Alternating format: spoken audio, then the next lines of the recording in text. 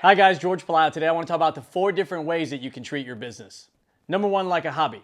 I remember when I got started in the business, I said, hey, I'm a business owner. I own my own business. But you kind of run the business when you feel like it. So if you're excited, you show up. If you're not excited, you don't show up. So you're inconsistent. Why? Because you're doing it based on your feelings. When you like it, when you feel like it, you do it. That's a hobby, right? You're not committed. They'll show up to the office, to a conference, to work like a spectator, like, hey, I'm just kind of going through the motions versus a coach versus the player, right? They're a fan in their own business. They're seeing what happens in their own business versus making it happen. And they typically don't take anything serious. They don't take the business serious. They don't take people serious. They don't take leadership serious. They don't take their system serious. It's more so like, let's see if it works out. Let's see if it happens. Let's see, depending on how I feel, maybe we'll do it. Maybe we won't do it. They're not committed. Those people never build a big business. Point number 2, like an employee. They're constantly waiting for something to happen for them to change. When sales go down, then they change. When there's an issue with a client, then they change. When somebody quits, then they change. They're constantly reacting. See, an employee waits to be told what to do. An entrepreneur that's treating their business like a job is waiting for something external to them to happen for them to change. There's an attitude of complaining like, man, why do I have to work so hard? Why do I have to invest so much? Why do I have to hire staff? Why do I have to do this? They're constantly fighting with the requirement or the sacrifice that's needed to be successful. Oftentimes, these are immature entrepreneurs that like the idea of being an entrepreneur, like the idea of making a lot of money, but don't want to commit to the process and end up being back at a job because they weren't disciplined enough to lead themselves. Number 3, like an independent contractor. We run a business and a lot of our agents are 1099. So they are independent contractors. Most people, when you are an independent contractor, you're providing services to people, you're invoicing them for your support, for your experience, for whatever it is that you do. You're getting a 1099, you're filling out a W-9 versus a W-2. So you're an independent contractor. Independent contractors like to be left alone. They don't want to have to be a leader. They don't want to have to be accountable. They don't want to have to be the example for their organization. They don't want to have to always be driving the company. They kind of just want to sell when they want to sell. They want to work when they feel like it. It's kind of like an employee, like I'll do it when like a hobby, like I'll do it when I feel like it, but not at that level. Hey, I'm my own boss. You can't tell me what to do. That's why I got into business, so I wouldn't have a boss. So they don't like coaching. They don't like mentorship. They don't like accountability.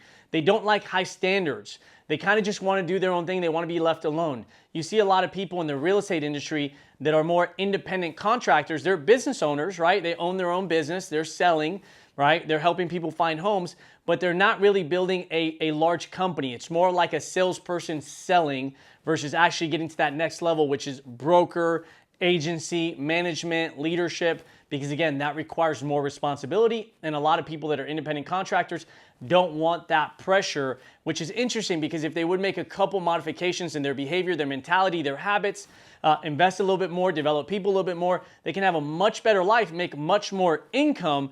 But that next hump that they have to overcome, that next level of commitment, oftentimes when they face that challenge, they don't step up to the challenge and they'll stay independent contractor, small business owners the rest of their life. And lastly, guys, number 4 is like a real business owner, like a professional, like an athlete, like an all-star, right? They're not a fan. They're the player. They're the coach. They're the GM.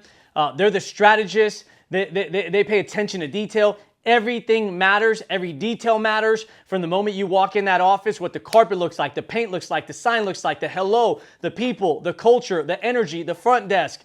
Everything matters. Branding matters. Leadership matters. Culture matters. How you treat people matters. You're always saying, how do we get better? You're enrolling other people in this process. You're open-minded. You're more humble. You're more urgent than that other person. Hey, things will work out. No, man, how do we get it better? When you win, you double down even more.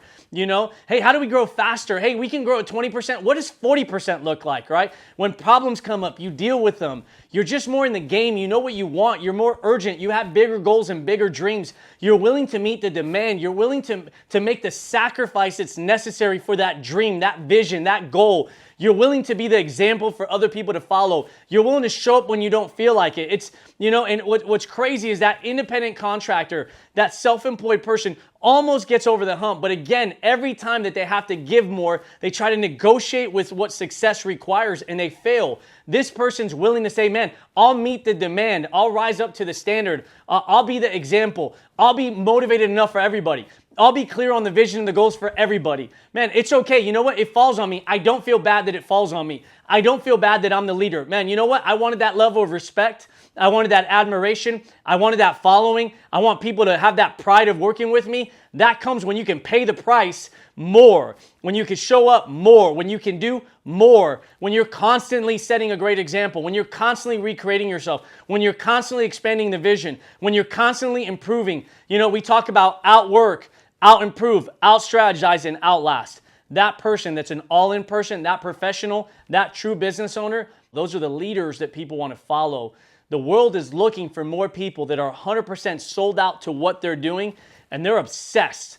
They're obsessed in a healthy way. And most people don't understand that. When you're going through this sacrifice in this season, they won't understand your obsession and your sacrifice until they see the rewards. But by that time, they've missed the boat. It's too late. Man, I saw what you had to go through to get there, and I don't want to have to do what you did, but I want what you have. Life doesn't work out that way.